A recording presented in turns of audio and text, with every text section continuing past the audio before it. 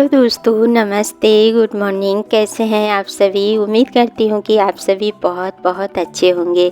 तो फिर से एक बार आप सबका नए ब्लॉग में बहुत बहुत स्वागत है। तो फ्रेंड्स, अभी सुबह के 6 बजे हुए हैं और दिन है सैटरडे का। और यहाँ पे मैं देखिए बालकनी में आ चुकी हूँ झाड़ू लगाने के लिए। तो वैसे तो देखिए मैं 5:30 बजे उठती हूँ, लेकिन सुबह सुबह अगर आप सो के उठते हैं ना तो उस टाइम पे आपकी बॉडी ना काम करने के लिए एक्टिव नहीं रहती है। मतलब अपनी बॉडी को भी थोड़ा सा एक्टिव होने के लिए ना समय देना पड़ता है। तो इसलिए मैं सुबह 5:30 बजे से कोई व्लॉग स्टार्ट नहीं की थी। तो सुबह उठने के बाद मैं थोड़ा सा ठंडे पानी से अपनी आँखों को धुलती हूँ, ताकि जो भी आँखों में बची खुची नींद है ना वो गायब हो जाए। तो फ्रेश वगैरह होने के बाद ठंडे पानी से मुंह धुल ली थी। उसके बाद से थोड़ा सा बालकनी में आके वॉक वगैरह कर ली हूँ। और जो बासी झाड़ू निकाली जाती है ना उसको फिर मैं झाड़ू निकाल ली थी। उसके बाद से अब मैं आ चुकी हूँ बालकनी में। तो देखिए कितनी ज़्यादा धूल मिट्टी दिख रही है बालकनी में। और आजकल ना मतलब चाहे बालकनी हो चाहे घर हो, घर के अंदर की बात करें तो एक एक मुट्ठी मेरे यहाँ धूल निकलती है। क्योंकि देखिए मेरा घर थोड़ा सा ना खुला हुआ है, बालकनी के साइड से गेट मेरा खुला ही रहता है। और आजकल इतनी लू चलती है ना कि क्या ही मैं बताऊँ। लू की वजह से जो भी धूल मिट्टी है ना वो घर के अंदर चली जाती है और मुझे ना डस्टिंग बहुत करनी पड़ती है। बात करें सर्दियों की तो सर्दियों में देखिए एक दिन भी अगर डस्टिंग ना करें ना तो काम चल जाता है। लेकिन वही अगर गर्मी में एक दिन भी डस्टिंग ना करें ना तो घर देखने लायक नहीं रहता है। देखिए घर कितना भी आप 4 मंजिले का बना ले, अच्छा बना ले, लेकिन अगर आप उसकी केयर नहीं करेंगे ना तो वो घर घर नहीं लगता है।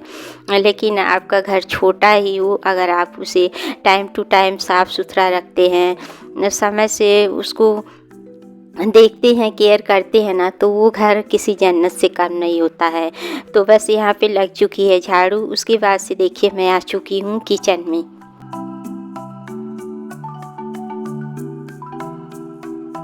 सबसे पहले तो मैं रात के जो बर्तन है ना उनको उनकी जगह पे लगाऊंगी। तो आजकल मैं रात के जो बर्तन है ना साफ़ करके और थोड़ी देर बालकनी में छोड़ के ना और रात में ही अंदर ये जो बर्तन का टोकरा है ना उठा लाती हूँ।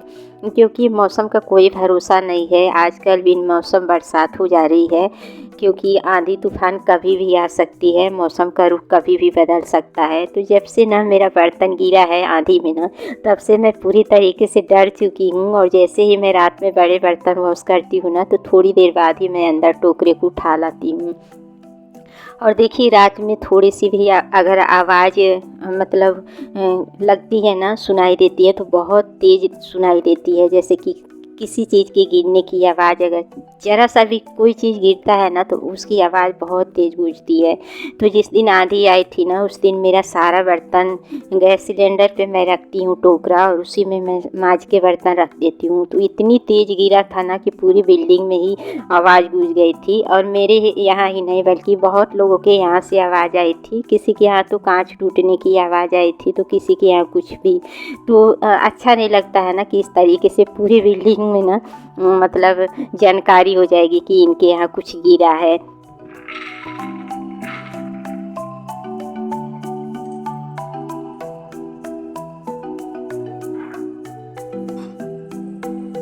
तो बस बर्तन वगैरह मैं रख दी हूँ उनकी जगह पे। उसके बाद से मैं यहाँ पे नाश्ते की तैयारी कर रही हूँ। तो आज नाश्ते में मैं काला चना बनाऊँगी मसालेदार। तो रात में ही मैं इसको भिगा दी थी और अच्छे से भीग गया है। तो इसको मैं बॉयल करूँगी और इसमें बॉयल आलू भी डालूँगी।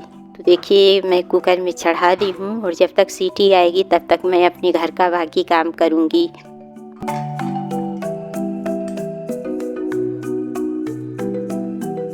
तो बस नाश्ते का काम तो मेरा मतलब हो रहा है। तब तक चलिए अपने घर को भी चमकाने का काम शुरू कर लेते हैं। तो आज मैं आप लोगों के साथ अपनी क्लीनिंग रूटीन शेयर करूंगी कि किस तरीके से मैं डेली अपने घर को साफ़ सुथरा और चमका के रखती हूँ। मेरा प्यारा सा घर कितना अच्छे से चमचमाता हुआ दिखता है, वही सब मैं आप लोगों के साथ शेयर करूंगी। तो बस यहाँ पे जो भी चीज़ें हैं सजावट की उसको मैं यहाँ से हटा रही हूँ। और जब चीज़ें हटा दूँ ना तो फिर क्लीनिंग करने में, डस्टिंग करने में अच्छा रहता है। तो सारी चीज़ें मैं इसको देखिए एक एक करके हटा रही हूँ। उसके बाद से मैं यहाँ पे झाड़ दूँगी। तो अभी मैंने बताया ना कि मेरे घर में डस्ट बहुत आ रही है, क्योंकि गर्मी है। तो गर्मी में एक दिन भी मैं बिना डस्टिंग के रहती ही नहीं हूँ, मतलब साफ़ सफाई करनी पड़ती है। तो यहाँ पे देखिए कान्हा जी के ऊपर भी कितनी धूल मिट्टी जम गई है।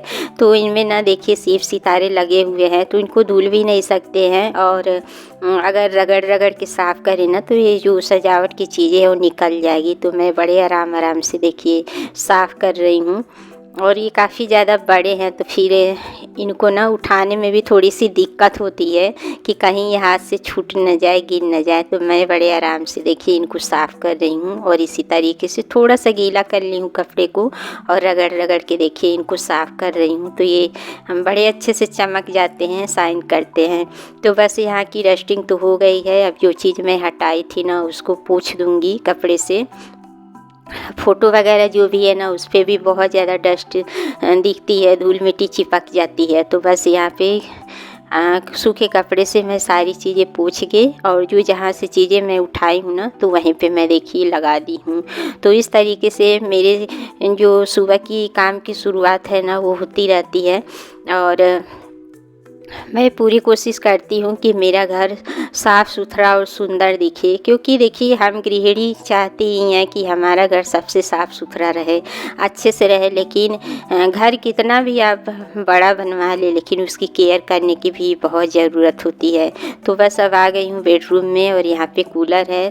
कूलर रात में हम लोग चलाते हैं तो इस पर भी धूल मिट्टी है। आप लोग देख सकते हैं कितनी धूल मिट्टी उड़ रही है। और इसका जो पंखा चलता है ना, जाली जो दिया है, इसमें भी धूल मिट्टी घुस जाती है। तो कपड़े से धीरे धीरे मैं देखिए अंदर तक साफ़ कर दूंगी। तो अगर डेली ये सारी चीज़ें साफ़ करते रहो ना तो ये सारी चीज़ें साफ़ रहेगी और लंबे टाइम तक चलेगी, नई की नई दिखेगी। लेकिन अगर ये सब चीज़ें अगर साफ़ करना हम लोग छोड़ दें, ये सोचे कि साल भर में एक बार साफ़ करेंगे, गर्मी भर नहीं करेंगे, जब हटाएंगे तब साफ़ करेंगे, तो इस तरीके से ये चीज़ें ना और गंदी और पुरानी हो जाती है। तो देखिए मैं रगड़ रगड़ के इसको साफ़ कर दी हूँ और ये बहुत अच्छे से साफ़ हो जाता है, चमचमा जाता है। तो यहाँ पे ये बोर्ड है, इसको भी देखिए मैं रगड़ रगड़ के साफ़ कर रही हूँ। तो इस तरीके से अगर छोटी छोटी चीज़ों पे ध्यान दिया जाए ना तो चीज़ें काफ़ी टाइम तक चलती है और नई दिखती है। तो बस यहाँ पे थोड़ी चीज़ें फैली हुई है, उनको समेटूँगी। और यहाँ देखिए बेडरूम में अगर आप शीशा लगाते हैं ना तो कोशिश यही करें कि शीशा को रात में न ढक दें, मतलब खुला शीशा रात में नहीं रखना चाहिए। तो मैं बेडरूम में ही रखी हूँ ना तो इसको मैं रात में ढक देती हूँ। अगर मुझे ध्यान नहीं रहता है तो मेरी बेटी ढक देती है। तो रात में मेरी बेटी ही ढकी थी, तकिए का जो कवर होता है ना उसको जो मिलता है उसी से ढक देती है।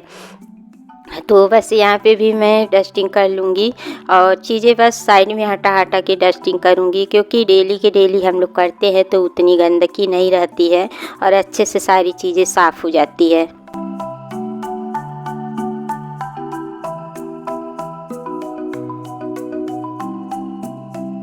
के बाद थोड़ा सा शीशे पे भी मैं हाथ लगा लूँगी। तो बस यहाँ की साफ़ सफाई हो गई है। अब स्विच बोर्ड को भी मैं थोड़ा सा साफ़ कर लूँगी। और देखिए जब गीला कपड़ा हाथ में आता है ना तो जहाँ नहीं सफाई करनी होती है ना वहाँ भी हमारा हाथ उठ जाता है साफ़ करने के लिए। तो बाकी सारी जगहों पे सफाई करने के बाद मैं आ चुकी हूँ किचन में। और यहाँ पे फ्रिज के ऊपर का जो कपड़ा है उसको मैं झाड़ दूँगी और फ्रिज के ऊपर भी जो थोड़ी बहुत डस्ट है ना उसको मैं झाड़ूँगी, क्योंकि किचन भी खुला रहता है दिन भर तो किचन में भी बहुत सारी डस्ट आ जाती है।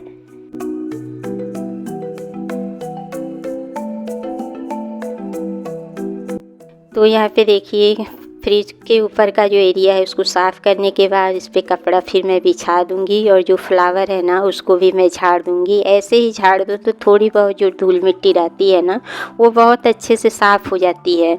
तो कोई ज़रूरी नहीं है कि आप पानी से साफ़ करें या सर्फ़ के पानी में। हाँ, कभी 15 दिन 1 महीने पे साफ़ कर सकते हैं, लेकिन डेली डेली ये सारी चीज़ें अगर सर्फ़ में भिगा के साफ़ करते हैं ना तो ख़राब हो जाती है।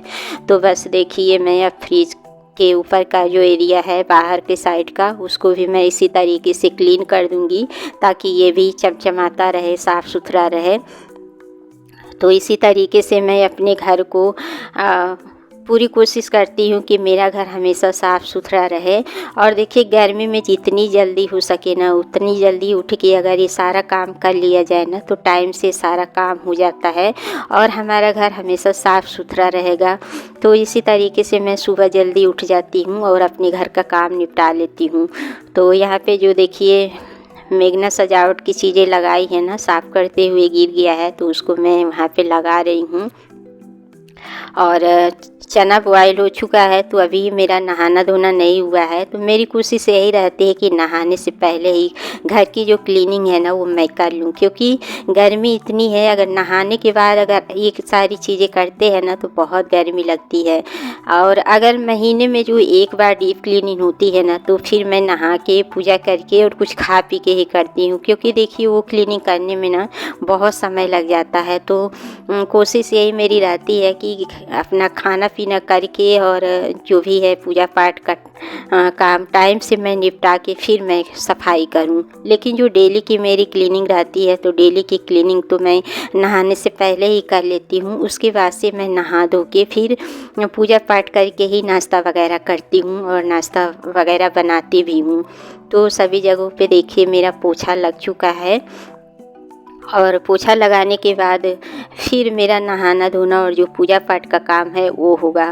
तो अभी किचन में बस पोछा लगाना बाकी है। किचन में जब पोछा लग जाता है उसके बाद से मैं जाती हूँ नहाने के लिए। तो इसी तरीके से मैं डेली काम करती हूँ। यही मेरी मॉर्निंग रूटीन रहती है डेली में।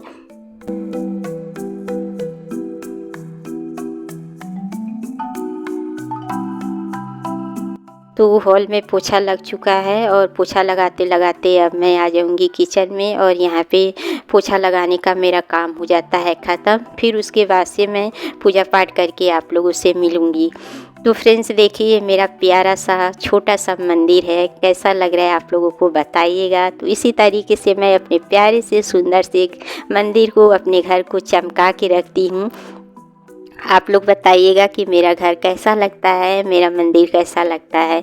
तो बस देखिए पूजा पाठ करने के बाद मैं बना ली हूँ चटपटा सा काला चना मसालेदार और साथ में मैं बना रही हूँ चाय। तो बच्चे भी उठ चुके हैं और अभी 9 बज रहा है। तो बच्चे भी नहा धो लिए हैं, पूजा पाठ कोई कर रहा है कोई बाकी है। मेघना की भी पूजा पाठ हो चुकी है। तो 9 बजते बजते देखिए किचन में कितनी तेज़ धूप आ रही है और इसी तरीके से ना धूप आती है। जैसे जैसे गर्मी बढ़ती है वैसे वैसे धूप भी बढ़ती है। तो इसी तरीके से मैं सुबह उठ के अपने घर को साफ़ सुथरा करके चमका देती हूँ ताकि मेरा घर साफ़ सुथरा और चमकता रहे। तो बस यहाँ पे देखिए बच्चों के लिए मैं नाश्ता निकाल रही हूँ। बच्चों को नाश्ता दे दूँगी और अभी हस्बैंड जी पूजा कर रहे हैं। तो जब हस्बैंड जी पूजा करके आ जाएंगे फिर हम दोनों एक साथ नाश्ता करेंगे।